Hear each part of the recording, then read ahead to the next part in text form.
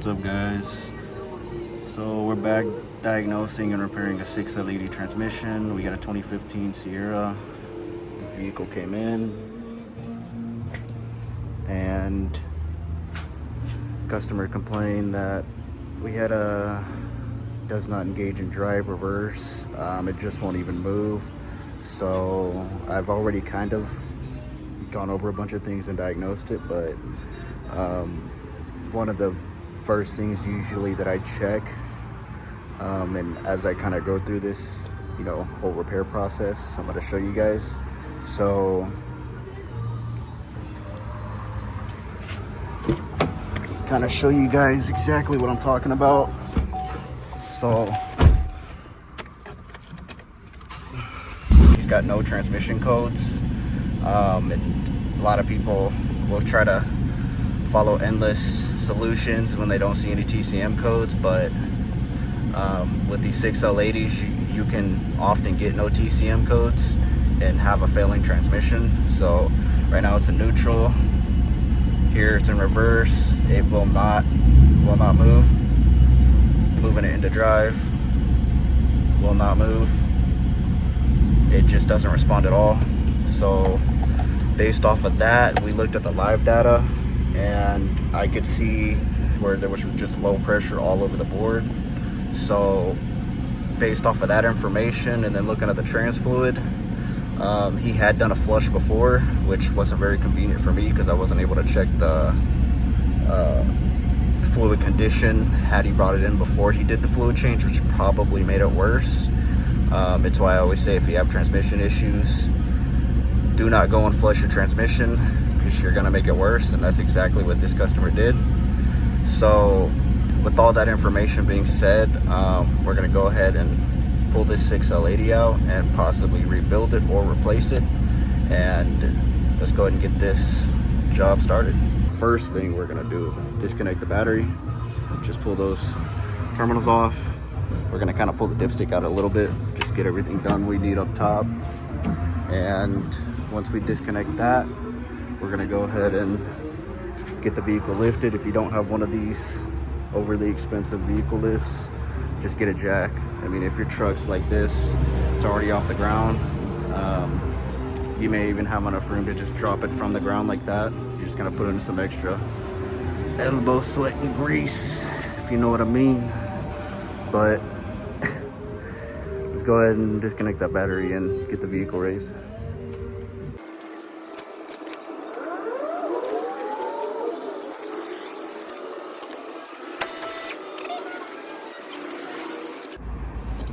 So before we begin, I'm gonna go over kind of what all the tools you're gonna need. You don't need an entire tool chest. You don't need to go out and buy a bunch of tools to replace this transmission. So kind of got it all lined up here. So one, you're gonna need a T40.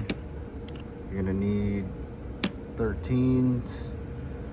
I say the ones I typically always keep on hand are a shorty, a deep socket, and then you're gonna need a 10, an 11, and a 12. I use wobble sockets. The 11s you're gonna need for the drive shafts, because this is gonna be the four-wheel drive one. So you're gonna have one right there, that one down there, and those are gonna be 11 to remove those. And for the ones there, I use a wobble socket. And then for the main rear one, I use a ratchet, and then I use just a regular one to break the nut, and I just ratchet those 4 bolts off and drop the drive shaft. And then we got 14, 15 deep socket for the half drives. These are going to be for the exhaust bolts, and for the main support bar underneath, and for the mount, you're going to need a 15, as well as the torque converter bolts. You're going to need a 15. You're going to need 21. I get 2 of them because you're going to need something to hold it in place, as well as get it off on both sides of the bolt. And socket wise, that should be it. And then for wrenches, 21 again, 14, 15, an 11, I already went over that, and then always a 10, just because some of those 10 mils on the side of the transmission, you might need a little bit, something that can fit in there and skinny. And then of course, just get you a ratchet. I use an electric ratchet, as well as I use either my air impact or my electric Milwaukee, which is down there. And then you're gonna need a bunch of extensions, particularly one of these super long ones for the bell housing bolts. And then I use some of these wobble ones, these little wobble ends on it. And that should be it, guys. If there's anything else that I can think of along the way, but I've done so many of these transmissions that's literally all I keep on hand. You don't really need that many. So let's go ahead and get under it, and I'll start tearing this thing apart. We're gonna go ahead and remove these drive shafts, and these are gonna be 11s. You got 4 of them. So we got that one, and then we're gonna move up here. We got this one as well. Since this guy brought it in and they towed it in, they thought removing the drive shafts would help them tow it. They didn't even tighten them back on, so these are already loose. But like I said before, for both shafts, get them out. These slide right out. Just pull. This comes out. Pull, comes out. So let's go ahead and get those out. All right, and first drive shaft out. Intermediate shaft. Move on to this one. Get these nuts off and get this dropped. And main drive shaft is out. Let's move on to the next. What we're gonna do is we're gonna go ahead and loosen these exhaust nuts. So there's 3 of them. They're all 15s. So those three. So we'll just get those out. But when you unplug them, there's gonna be one right there, just right on the side. Then one right here next to the frame. Then you got the 2 on this side, the passenger side. This goes up here. Let me zoom out for yeah. This one goes right there, and then you got another one that's up here, and that's gonna be right underneath this, where the wheel well is, right there. So just get those 4 disconnected, get the bolts out. Then usually you have a bracket right here. So this is usually gonna be a 14. So get that out, get those out, and then just loosen this. And then we're gonna loosening this to drop it down so that we can get the pan off and drain all the fluid out. All right, exhaust manifold's loose. We got it hanging right now. Gives us a lot more room so we can get this pan off. These are gonna be 10 millimeter. Just get all around, drop it, drain all the fluid, throw the pan back on, and we'll move on to the next thing. All right, we've gone ahead and drained all the fluid. We just dropped the pan, let all the fluid drain out. We put the pan back on. And the next thing we're gonna do is we're gonna put a jack underneath this, or we're gonna put a jack right here to get this supported, because we're gonna remove this support bar. We're gonna drop this down, as well as remove the exhaust along with it. All right, so I have jacked up the trans. I put it right there, just since we're gonna remove this now. These are gonna be 21s on that side, 2 more on that side, and then you got in the center, you have 2 nuts. They're gonna be 15s. Just zap these off, zap those off, and then just get this off, get this out the way. And whenever you move this, once this is clear, we can also get this out the way. We've gotten all these bolts loose. Let's go ahead and pull them out. 1. Lift this up. There we go.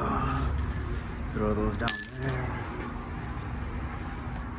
Jack this up a little bit more so we can get it off the support frame. There we go.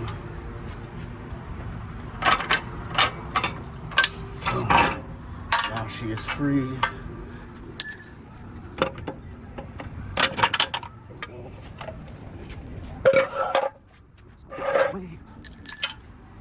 those out the way. Next thing, get this mount off. It's gonna be 15. That's already loose. That is no good. God damn. This is why you don't let other people work on your car. Just holy shit, boy. That's no good, Mr. George. Alright, so we'll get this mount off. Go ahead and remove the exhaust. Throw it over there. And we'll move on to the next thing. Alright, we have gone ahead and gotten the goddamn exhaust out the way. But once you get it out the way, so to get the transfer case out, we're gonna remove all these connectors. You should have 3. You got one right here. You got one right there. And so get those off. And we've got a hose up here. This is already disconnected, but you got a hose up on the top. So get those 3 things off. And then you're gonna wanna put a jack of some sort under it, so that whenever you loosen these nuts, which are gonna be 15 millimeter, you got 1, 2, 3, 4, 5, 6. You got 6 nuts all around, 15 millimeter. Just get these all off, and then you're gonna carefully slide this back and just drop it down. Now, if you have the brute strength of a roided out mechanic, you can just use your big ass muscles and lift the goddamn thing out and put it on the ground. But me, you know, I got a little bit of muscle, but I'm tired, so I'm gonna use this thing. All right, next thing up is we've gotten the transfer case out the way, and now we can start to actually doing the last little steps, which is getting the transmission removed from the engine. So first thing we're gonna do is we're gonna disconnect all these connectors and coolant lines or cooler lines and the shift bracket. So you got this, which is gonna be a 10 mil. Just take this out, pop the cooler lines off. You got the shift bracket, you're just gonna pop this off. You're gonna get these. These are gonna be that T-socket that I mentioned earlier. So 2 of them, pop those off. You get a 10 mil up here. Get this off. This disconnects the line so you can lift it up. And then moving on to the other side, we just have one connector. You got the main one. Just gonna twist this up and it pops right out. And then we gotta loosen this dipstick tube, as we gotta get it up so we can get that bolt for that bell housing bolt.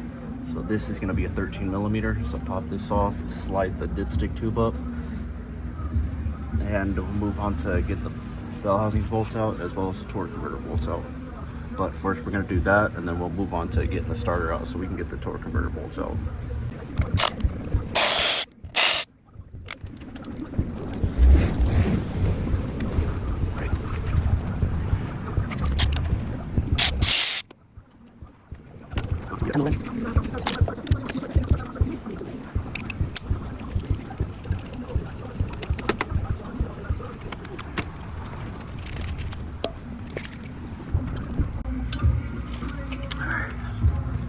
That's loose. That's loose. We're good. Now,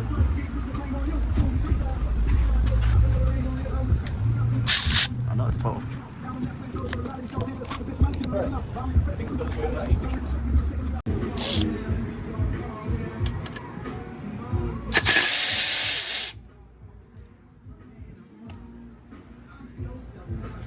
Alright, that should be the last of it. Let's go and pop this off and put a drain pin underneath.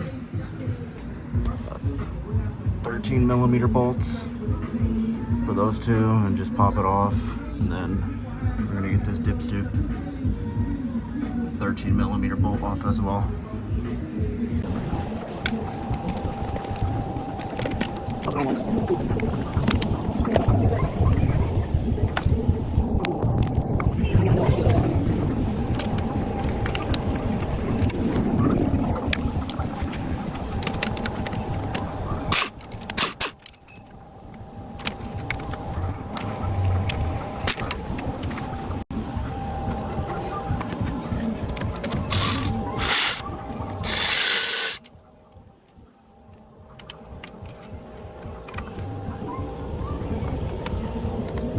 this loose so we can get to that.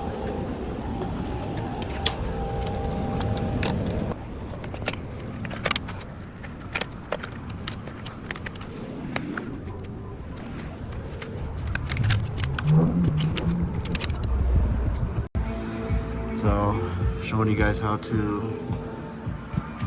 turn the crank, and I just zap them out.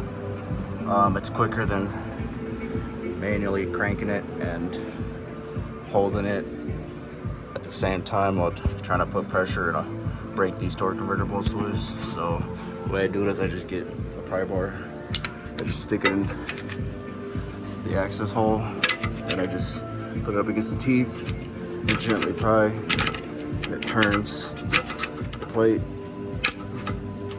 Just keep doing it until we get one of these torque converter bolts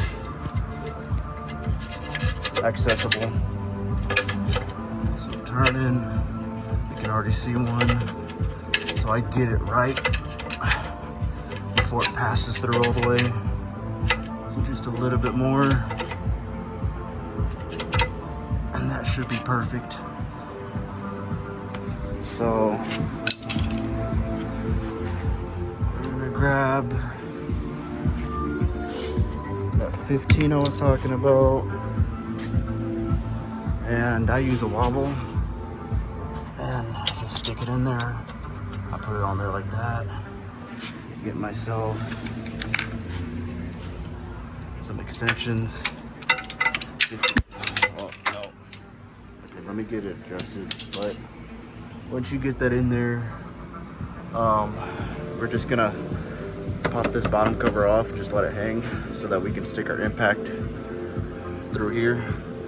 So I'm gonna go ahead and get the socket and the extension on there, and then drop this, and then we'll zap these torque converter bolts off. All right, so I just took these 4 15mm bolts out, and I'm just letting it hang there. So now we have access to a straight path so you can stick your impact. Like I said, I've got the socket and the extension on, and just get yourself an impact or an air impact and just stick it in there, flip it off. Use that method I used before to pry bar, turn it, get the other 2, and we'll move on to the bell housing bolts.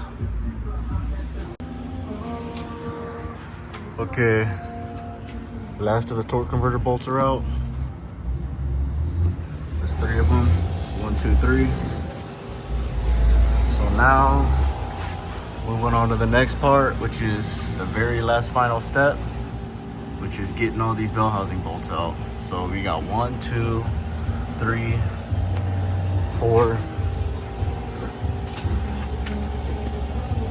5, 6, 7, 8. So you got 8 bell housing bolts that we're gonna get out, and these are all gonna be 15s.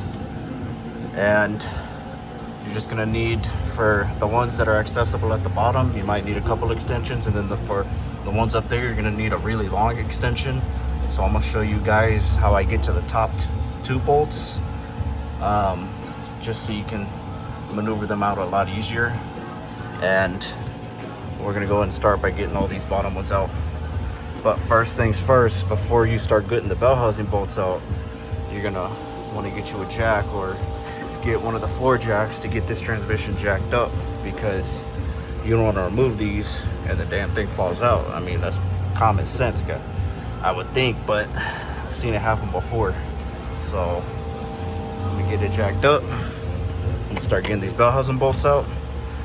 We're gonna get this damn thing out of the truck and get it fixed.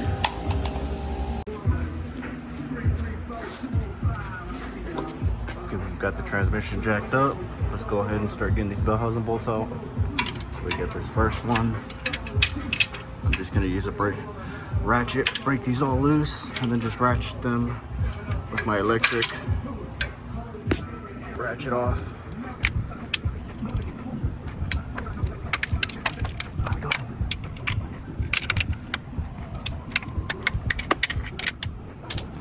This was that dipstick one I was talking about. So just pop this off. We got that nut exposed now. Now we can get it off.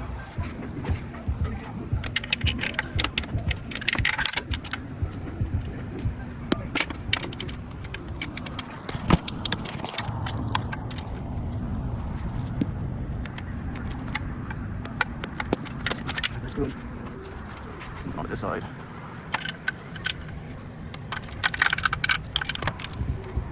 Oh, it's not even tight. I don't know who worked on this car last week. Goddamn. Okay, so I'm gonna go ahead and ratchet all the ones that I've just broken off, and then I'm gonna get the last two up on the top from that angle. But let's go ahead and ratchet all the ones that we've gotten loose off.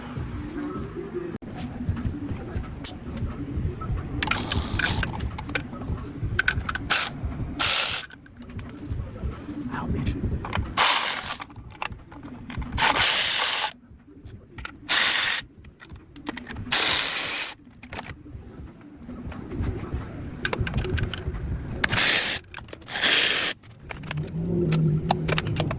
We got all those loose. Now we can get the last two, and the transmission should come right out. Okay, so we've gotten all the bells and bolts at the bottom off, the ones that we broke loose, and now we're down to the last two. So you guys can get a view on these last two. If you move this hose out the way, you get access to that one over there. Try to get you guys a view. Okay, so it's right there. You're just gonna move that bracket off, and you get access to that 15mm bolt. Then you got another one that's up above, up in here. It's right there. Just move that bracket off as well, and you get access to that 15mm nut. Get those two top bell housing bolts out, and the transmission should slide right out. And then you can lower it from there. And the way I get to those upper bell housing bolts, you're gonna need some really long extensions. So the ones I typically use are, we got this long one, and I get myself a little wobble end as well, right here.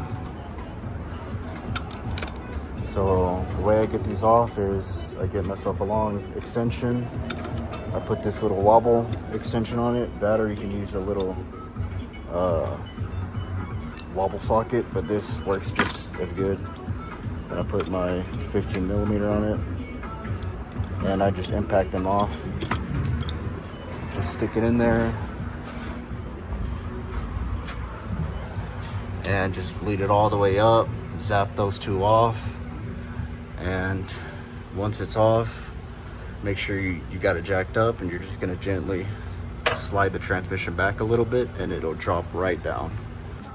We are gonna carefully make sure that our jack is set up correctly, because we don't want it to fall. So when you do these, they might get a little bit rough, depending on how long it's been serviced. So you might want to stick a pry bar like in here and just kind of pry against it to disconnect the trans from the engine, and then you're going to gently slide it back and lower it down. Don't overthink it, just make sure you keep it level, and just gently lower it down, as well as watching the dipstick. Just make sure it's disconnected, and you should be good to go. And you're pretty much done with removing the trans. We're just moving on to the next part, which is installing a new one. And we've got it disconnected. Let's go ahead and lower it down. Again, as you lower it down, make sure nothing's getting caught up. Just push this out the way. And I appreciate you guys for watching. Yet again, I help you guys out. We're not overpaying. We're not trying to get ripped off by dealership shops. Just doing repairs that you can do at home. If you got the time, if you got the tools. It's really not that hard. just got to get some time commitment, and you can do it.